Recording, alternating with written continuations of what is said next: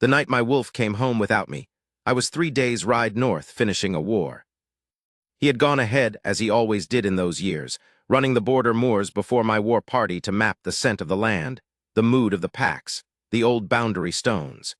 He was faster than horses and quieter than wind, and I had trusted him with it since I was 20 and first took the throne of Veldenmoor.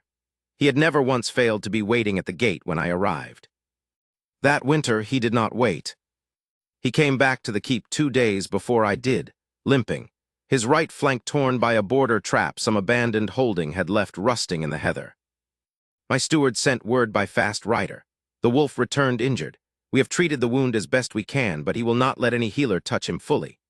I pushed my horses harder after that and arrived at Veldenmoor's gate in the grey pre-dawn to find my wolf lying in the lower courtyard, the wound bound in clean linen, the bleeding stopped, the flesh already beginning to mend in the way my kind's flesh mends, fast, almost too fast to track. I asked my steward who had done it. He told me a healer's daughter from the Thornholt border pack had been passing through the outer settlement, selling tinctures at the winter market. My wolf had apparently walked to her stall, set his head on the edge of her table, and refused to move until she treated him. She had done so without panic and without fanfare, and then packed her things and continued south before anyone thought to take her name. I stood in the courtyard with my hand on my wolf's healed flank and felt something I did not have a word for. Not gratitude. I was the Lycan king of Veldenmoor. I had received gratitude from half the northern territories and given it to none. Not simply relief, something older than either. Something that sat in the chest like the memory of a sound you cannot quite hear anymore, but know with absolute certainty that you have heard. My wolf looked up at me with his amber eyes and then looked south.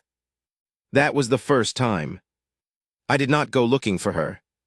I told myself I had a war to finish documenting, a council to reconvene, 2 border disputes to arbitrate before the frost set in for good. I told myself the wolf's recovery was complete, and that the debt, such as it was, could be discharged with a letter of thanks and a payment sent to the Thornholt pack. I told myself all of this, and I meant every word of it, and none of it touched whatever had settled in my chest. I wrote no letter. 7 years passed. In those 7 years, I did what kings do. I held the North. I settled disputes that would have become wars and wars that would have become massacres. I rebuilt the Eastern Trade Road after the floods of the 2nd year and renegotiated the river crossing tolls with the Aldenmere pack so that the border settlements could breathe again. I did not take a mate. My council began to raise the matter gently at first, and then with increasing directness as the years accumulated, and each time I listened to them with the same expression I used for reports of weather and road conditions, present, attentive, and entirely unpersuaded. My wolf had gone quiet. Not sick, not injured, quiet. He ran the moors as he always had, and he sat beside me at council and hunted when we traveled. But the amber light in his eyes that I had known all my life, the constant low current of his thoughts pressing against mine, that had dimmed in those 7 years to something barely above a murmur. My healers could find no cause.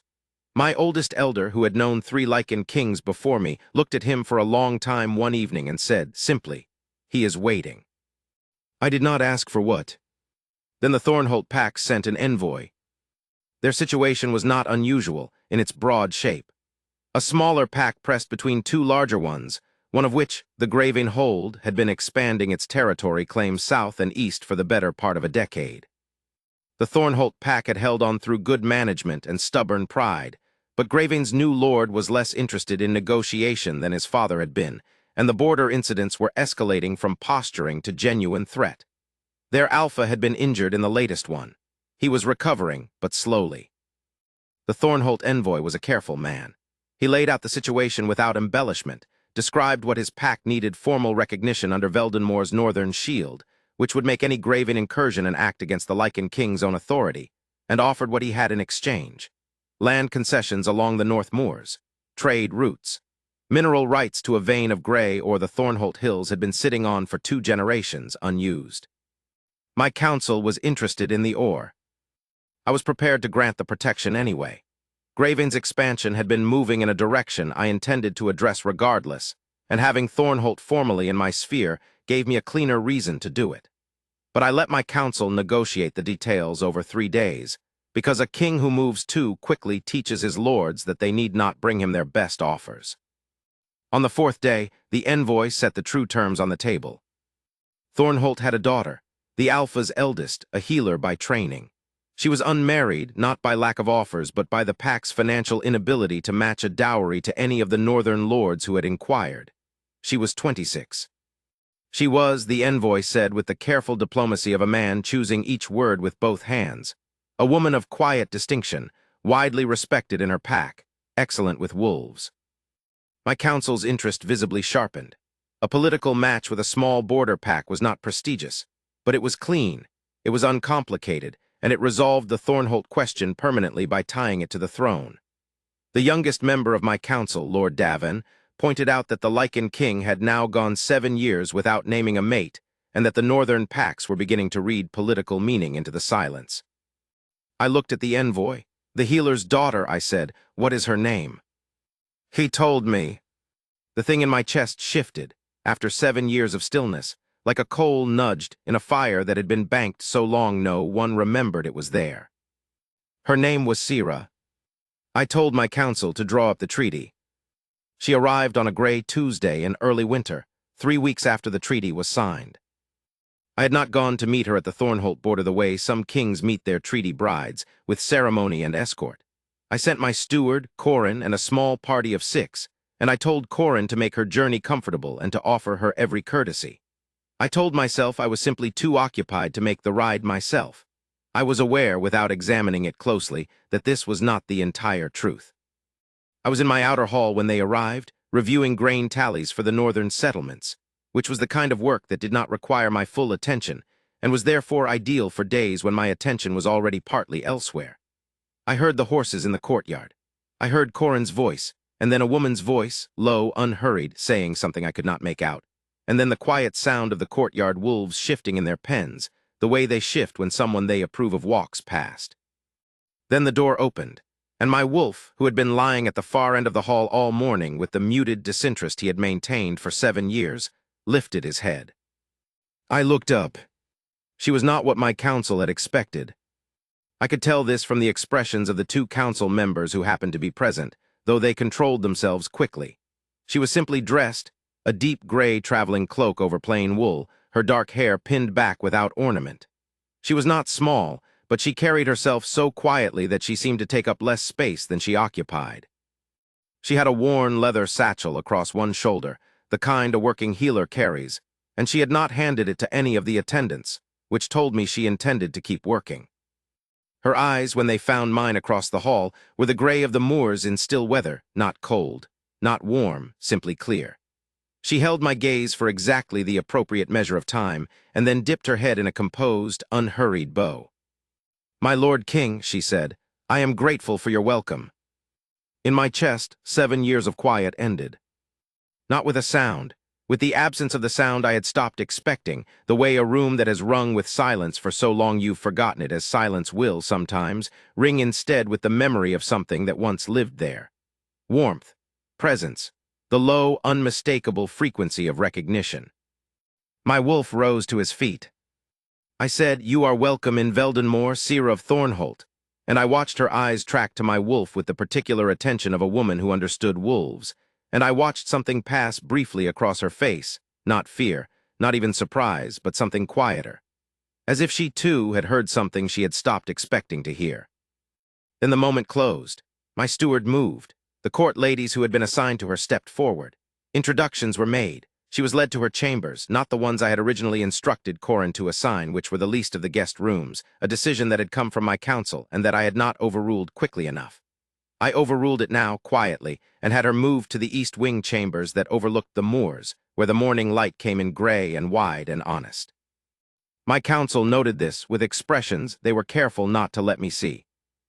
I returned to my grain tallies and spent the rest of the afternoon staring at numbers that refused to add up to anything.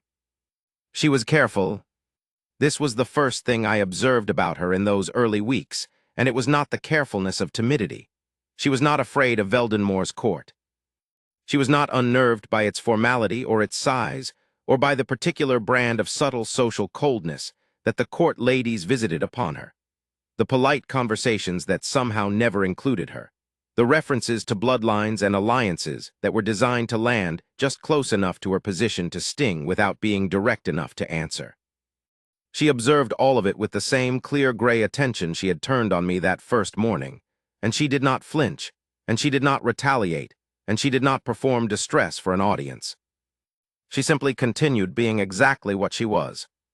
She asked Corin in her first week whether there were pack wolves in the keep's outer yard who were receiving medical attention, and when Corin confirmed there were, a rotating cast of wolves brought in from the northern settlements for various ailments, she asked if she might have access to them. Corin, who was a practical man and had been waiting for someone sensible to ask this exact question, said yes without consulting me. By the second week, she had reorganized the keep's medicinal stores with the quiet efficiency of someone who had been thinking about how to do it since she arrived. Not because anyone asked her to, not to draw attention to herself, because the stores were badly organized and wolves were suffering for it, and that was not something she was able to walk past. Lord Davin mentioned this to me at council, with an expression that suggested he was unsure whether to be impressed or offended. I said nothing. I watched. I did this with more attention than I had given to anything in 7 years, and with a discretion that I told myself was simply the habitual wariness of a king. I noticed the moment each morning when she came down to the outer yard, satchel across her shoulder, and the yard wolves, who were not tame, who were recovering patients with pain and therefore short tempers, shifted to follow her with their eyes and eventually, one by one, to follow her with their bodies. I noticed the way she spoke to them, not in the carrying voice people use when they want to be seen speaking to animals, but quietly, close, the same register she used for everything. I noticed that the court lady's cold courtesy began, very slowly, to thaw, not because Sira did anything to pursue it, because she was simply, consistently, present in a way that made coldness feel effortful after a while. And I noticed that my wolf, who had lain in my outer hall for 7 years like a gray shadow at the edge of everything I did, was no longer there in the mornings when I came down. He was in the outer yard. I did not address this directly. I told myself there was nothing to address. A wolf drawn to a healer was not a remarkable thing. Healers had a particular quality of stillness that wolves found settling, and my wolf had been unsettled for 7 years, and it was simply the same instinct. I told myself this with great conviction for approximately 12 days. On the 13th day, Corin came to me in the early morning with an expression that he normally reserved for border incidents, and said that the Lycan king's wolf had apparently been spending his nights in the corridor outside the East Wing guest chambers. I set down the dispatch I was reading. "How long?" I said. "Since the 3rd night of her arrival, my lord," Corin said, with the careful neutrality of a man who has served long enough to know which things are above his station to interpret. 10 days. My wolf had been going to her door every night for 10 days, and I had not known because I had been, with great deliberate effort, not going to the East Wing myself. I told Corin I would handle it and went back to my dispatch, and spent the next hour reading the same paragraph about road conditions without absorbing a single word. That night I went to the East Wing. I did not go to her chamber. I went to the corridor outside it, where my wolf was lying with his great gray head on his forepaws against the base of her door, and I sat down on the stone bench opposite him and looked at him for a long time. He looked back at me. "What do you know?" I said to him quietly, the way you can speak to your wolf when there is no one to hear you, "that I am not letting myself know." He said nothing. He didn't need to. I could feel the warmth coming off him like a fire burning behind a door, and it was a warmth I had not felt from him in 7 years, and the name of it was perfectly obvious to anyone who was not a king with excellent reasons to be careful. I went back to my chambers. I did not sleep. I began to find reasons to be in the outer yard in the mornings.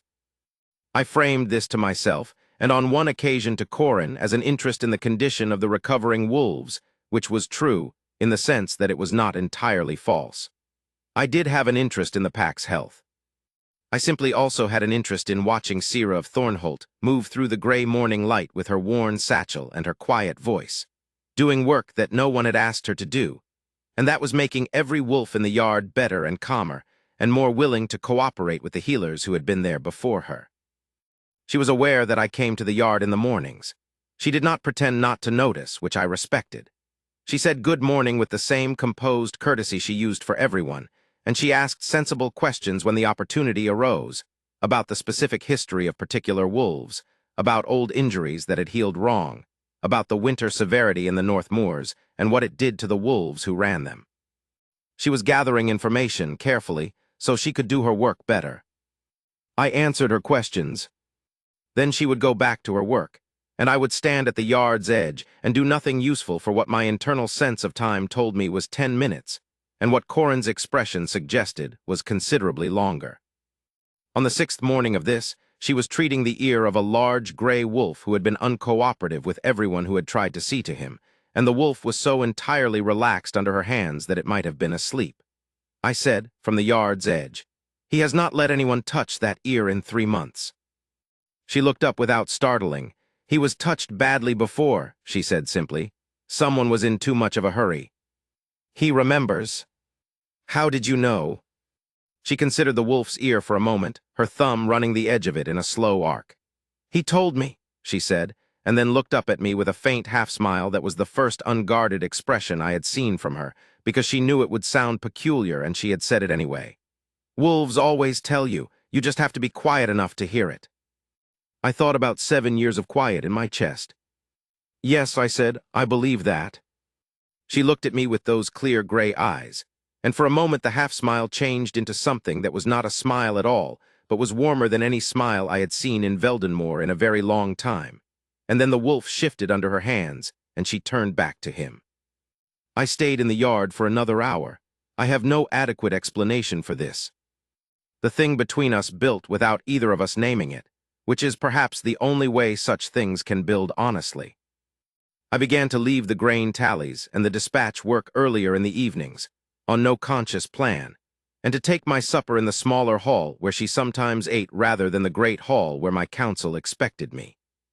She was there some evenings and not others, and on the evenings she was there we talked first about the pack wolves, then about the Thornholt border situation and what she had observed over the years of living inside it, then about the North Moors and the old stories the border packs kept about them, and then, gradually, about smaller things. What she had thought the first time she saw the keep's eastern windows and the light they let through in the morning. What kind of work she had wanted to do as a child, before she understood that the choice had already been made for her by the way she was built. Whether I had ever ridden the outer moor in the first proper snowfall of the year just to see what it looked like. I had not.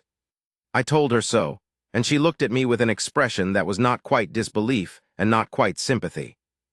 "You should," she said. "It's worth setting the work down for." "Perhaps," I said. "Not perhaps," she said, with a quiet certainty that was the closest she came to argument. "It is worth it. Someone should tell you so directly, since you appear to have a court full of people who do not." There was a silence after this, not an uncomfortable one. "You are very direct," I said, "for a woman in a politically delicate position." "I am direct," she agreed, "because I find that indirectness generally costs more time than it saves and produces worse results." She looked at her cup. "If that is a problem for your court, I would like to know now rather than later." "It is not a problem," I said, and then because it was true and she was the kind of woman who deserved true things. "It is, in fact, the first genuinely refreshing thing anyone has said to me in several years." She looked up at me. The evening light was low in the small hall, candle warm, and I was aware with sudden and unwelcome clarity that I had been watching her face for the last hour with an attention I usually reserved for battlefield maps, and that this was not something I could continue to explain to myself as simple political assessment. "Aldrich," she said, using my name without the title for the first time, and then stopped, as if she had surprised herself. "Yes," I said. "Nothing," she said quietly. "I just wanted to see if you'd answer to it." "I will always answer to it," I said, "from you." Another silence, longer, neither of us moved.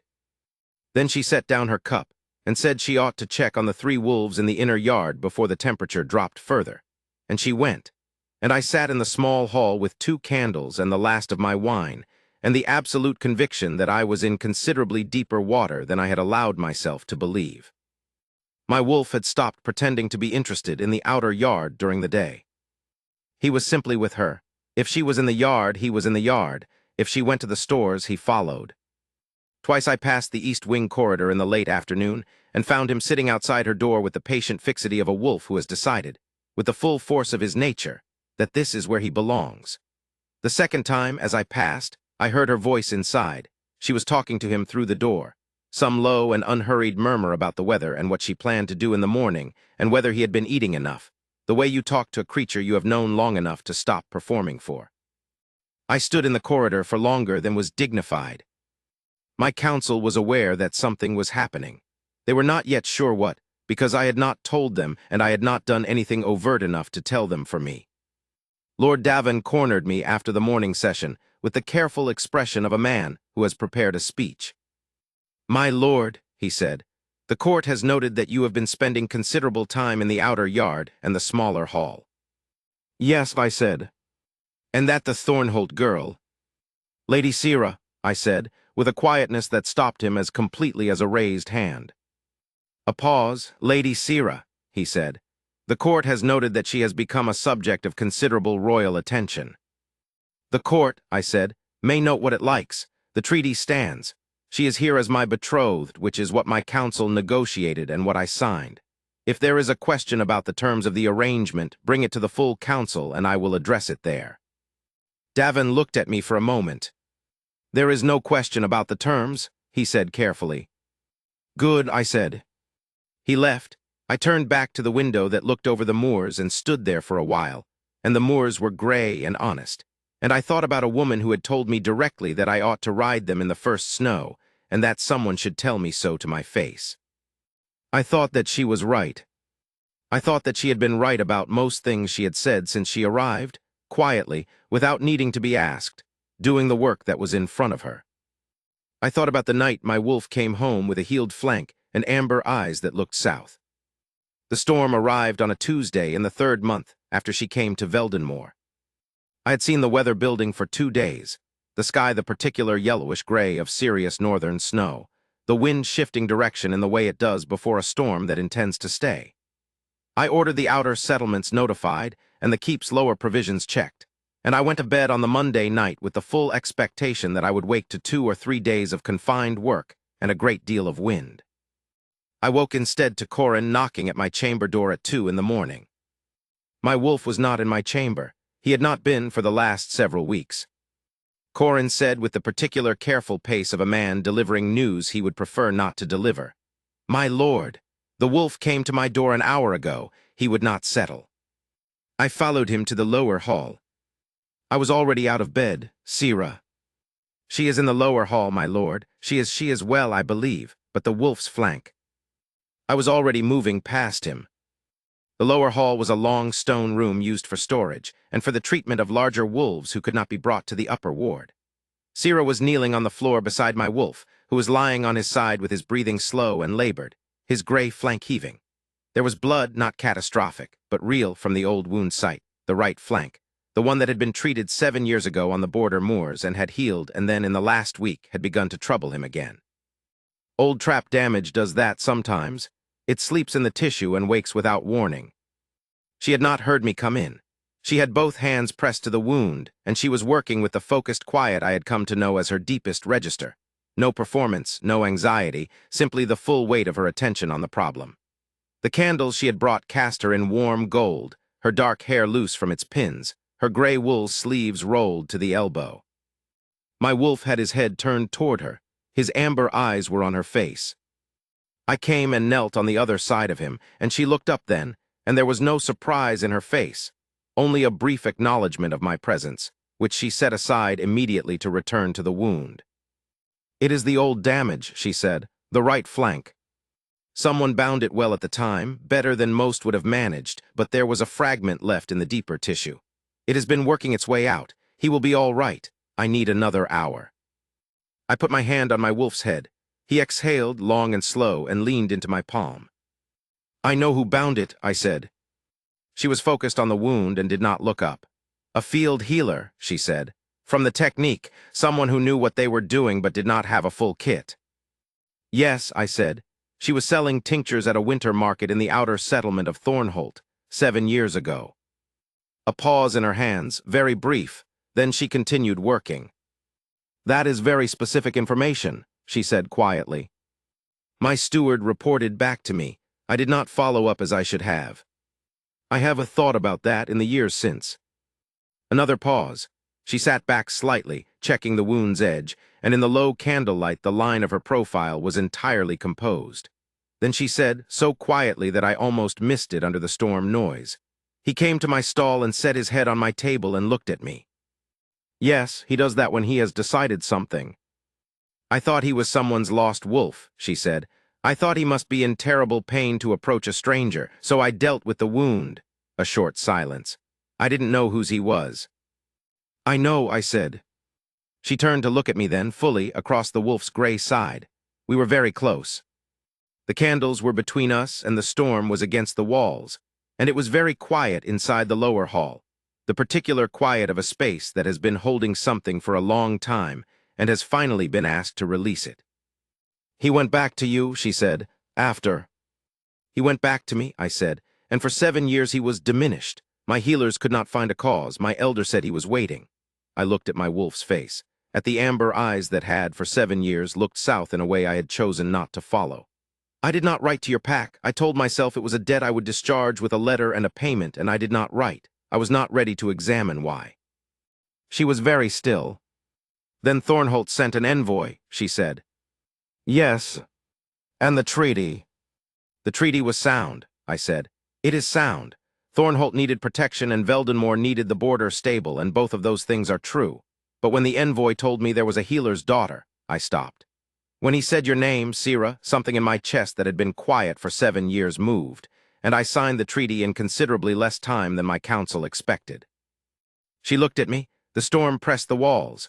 My wolf breathed slowly between us. The wound closed now, the bleeding stopped, her hand still resting light on his flank. You could have told me, she said quietly, not accusatory, simply observational the way she was. I could have, I said. I didn't know how to tell you something I had only just allowed myself to know. I am not accustomed to not knowing what to do with what I know. The faintest shadow of that half-smile, even now, even here. No, she said, I would not have thought so. Sira, yes. And then something happened that neither of us did and neither of us could have prevented. The mate mark burned to life. I felt it on my right wrist first. A warmth, sudden and absolute, like a brand that did not hurt but simply announced itself with the full authority of something that has been waiting 7 years to arrive. And then it was light, gold-white and steady, spreading in the unmistakable looping pattern of the Lycan mark. And I looked at my wrist and then across at her and watched the same light bloom on her wrist, her eyes gone wide for the first time since I had known her, the composure not gone but altered, made transparent, the way still water becomes transparent when you look through it rather than at it. She looked from her wrist to my face. Oh, she said quietly, the way she said most things that mattered, simply, without embellishment, meaning it completely. Yes, I said. This is, she stopped, looked at the mark. I have read about this in the old packs, the Lycan mate mark, I thought it was. It is not legend, I said. It has not presented in Veldenmoor in 4 generations.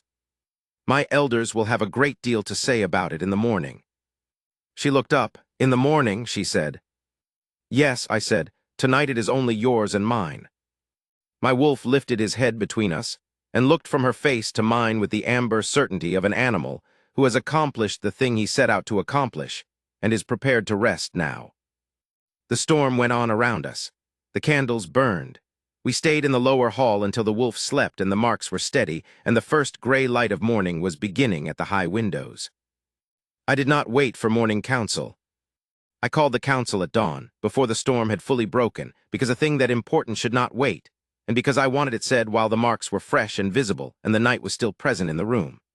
They came in various states of wakefulness and composure, my 6 council members, into the great hall, and Sira stood beside me at the head of the table in her gray wool, her dark hair still loose from the night, her worn satchel at her feet, the mate mark bright on her right wrist. Lord Davin looked at the mark, then at her, then at me. I said, the Lycan mate mark presented last night during the healing of my wolf. It is on both of us. This is not a treaty marriage. It is a mate bond, recognized by the old law of Veldenmoor, which supersedes treaty terms and carries the full weight of the Lycan throne. Sira of Thornholt is my mate and my Luna. I am telling you before the rest of the keep, because you are my counsel and you deserve to know first." A silence. Davin said carefully, and I gave him credit for the care under the circumstances.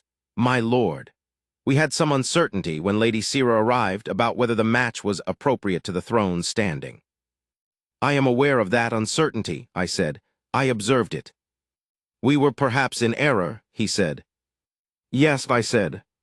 "You weren't." He held my gaze for a moment, and then he did what a good council member does when he is wrong. He stood up, and he bowed to Sira, not the courtesy bow of political obligation, but the deep, formal bow of recognition, and the others followed one after another until all 6 were standing. And then they sat, and the meeting proceeded. After, in the corridor outside the great hall, she stopped me. She had been composed through the council meeting with the same composed grace she had brought to every difficulty Veldenmoor's court had presented her, and she was composed now, and then she said, very quietly, "Was it always going to be this?" I understood what she was asking, whether the treaty and the political arrangement had ever been separate from this. Whether I had brought her here already knowing.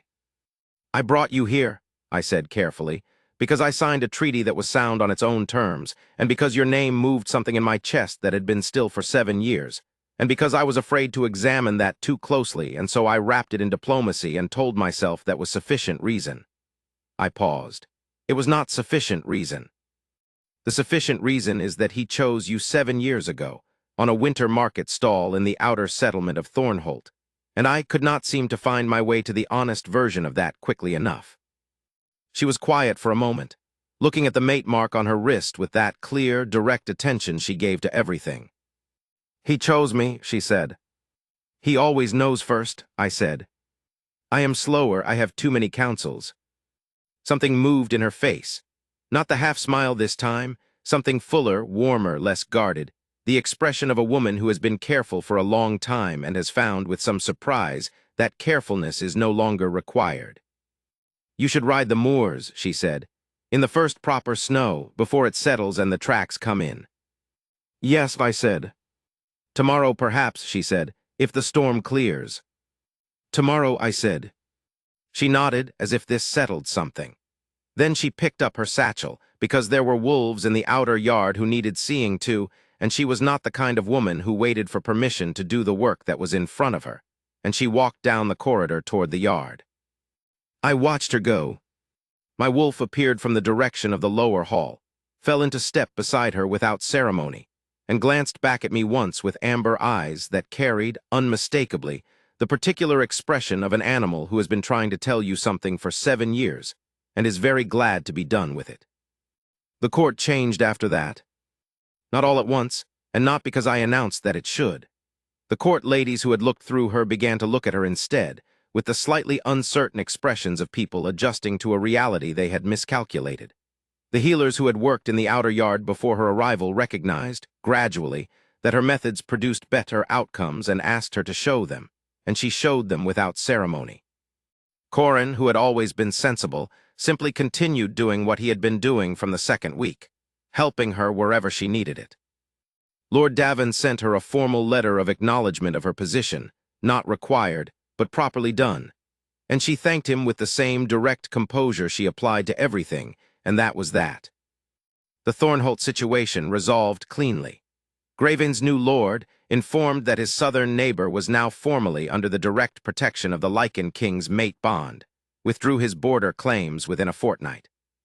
Sira's father, who was still recovering from his injury, sent a letter that she read twice and then folded carefully into her satchel without comment, and which I later learned from Corin had said only, "I thought you would be all right. I am glad I was right." She was all right. She was more than all right. I searched for the word on the evening she reorganized the entire medicinal wing and sent 3 wolves home recovered when they had been expected to stay through spring. She was exactly what the keep had been missing, and had not known it was missing because it had never had her before. I rode the moors with her on the 3rd day after the storm cleared. The snow was unbroken except for wolf tracks. My wolf ran ahead, looping back every few minutes with the energy of an animal who has been restored to himself, and the sky was the clean pale blue that comes after northern storms. She rode beside me without speaking for a long time, which I had come to understand was not absence but presence of a particular kind. The kind that does not need to fill space to be real. Eventually, she said, "It is worth it." "Yes," I said. "I told you so." "You did," I said. "You were right. You are frequently right." She looked at me with those clear gray eyes. "I know," she said, with the absolute equanimity of a woman who has spent her whole life knowing things that others preferred not to examine. I laughed. It surprised me, the ease of it, the way it rose without effort, the way she turned toward it with that small, warm expression, as if she had been fairly certain it was there somewhere and was pleased to have found it. We rode until the light went low and gold over the moors, and my wolf came back to pace between our horses, and then we turned back toward the keep.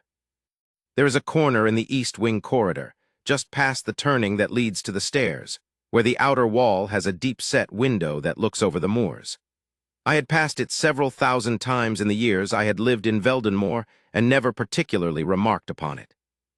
The morning after we rode, I passed it on the way to the early council briefing and stopped. Her satchel was hanging from the iron hook beside the window, the hook that had, for as long as I could remember, held nothing but shadow. She had put it there the previous evening and not retrieved it because the inner ward stores were closer to the lower hall where she would be working that day, and the satchel would be in her way. It was a worn leather satchel, carried so long the stitching had been replaced twice. It smelled of herbs and the moors and the particular clean cold of winter air. Beside it, on the same wall, hung the spare royal cloak my steward kept pressed and ready in the corridor for the days I came in from the moors with the good one wet through. Heavy gray wool, silver clasped, the Veldenmoor mark on the shoulder. I stood in the corridor for a moment, looking at the two things hanging side by side on the wall of my keep. The worn leather and the royal wool. The ordinary and the formal, beside each other without apology, as if they had always been there. My wolf came and stood beside me. He looked at the satchel, then at me. I thought of a winter market stall, a woman who had not panicked. A wolf who had set his head on the edge of her table and refused to move until she had done what needed doing, because he had known, with the full certainty of his nature, that she was the one to do it. He had carried her name home to me 7 years ago in the set of his amber eyes. I had been slow. I had wrapped the truth in diplomacy and politics and the reasonable business of running a kingdom, and I had arrived here by the long road when a shorter one had been available all along. I did not regret the road. You cannot regret the road that brings you where you are. But that morning I made a decision, and that evening I told her, standing in the same low candle light of the small hall, the storm long gone and the moors quiet outside. When my wolf came home 7 years ago healed, my steward told me a healer's daughter from Thornholt had done it. I did not write. I did not follow it. I told myself I was too occupied. I looked at her. I was not too occupied. I was not ready to know what I already knew. And I am telling you this because you are a woman who values directness, and because the thing you deserve to know, which I should have found a way to tell you sooner, is that he knew your name before I introduced myself. He knew your hands. He had been carrying the fact of you home to me for 7 years, and I was slow to listen, and I am sorry for the years the slowness cost. She looked at me for a long moment. It did not cost them, she said at last. I was doing work I loved in a place I knew. I was not waiting. A pause. I did not know I was waiting. No, I said, neither did I. She looked at the mate mark on her wrist, and then at mine. He knew, she said. He always knows first, I said. As I said. I have too many counsels. She smiled, fully this time, not the half-smile she gave when she was being careful, but the full, warm, unhurried thing, the smile of a woman in a room where carefulness is no longer required. You should listen to him more, she said. I intend to, I said, starting with the fact that he has been telling me for the better part of 3 months that I am an extremely slow learner. She laughed, a real laugh, low and warm, and I watched it move through her face and thought that the court of Veldenmoor had no idea, yet, what it was going to sound like to have that laugh in its halls for the rest of its history. I thought it was going to sound like a keep that had been missing something for a very long time. I thought it was going to sound like home. She moved her satchel to the hook outside the east wing that evening. She chose that particular hook because the light was good and she could collect it quickly on her way down to the yard in the mornings. It was a practical decision, made without ceremony, and it was also in the way that all her decisions were also this, exactly the right one. It is still there. The worn leather beside the royal wool, on the wall of the keep that has been mine for 20 years and is now ours. My wolf sleeps in the east wing now, outside a door that is no longer a closed door, and in the mornings the yard wolves hear her step on the stair and begin to settle before she has even reached them. She was right about the moors in the first snow. She has been right about most things. I have been listening more carefully. When I told my council, in the formal address that followed the mate bond presentation, that Seer of Thornholt was to be received with the full honor of the Lycan Luna, they bowed, and the keep bowed, and the northern pack sent acknowledgement that was warm and sincere, because the packs had been watching the outer yard for 3 months and had drawn their own conclusions before I drew mine. I told her later that the North had decided before I did. She said, "The North watches wolves." I said, "Yes, I should have." She said, "You did, eventually." And that was that, which is, with Seer of Thornholt, always enough.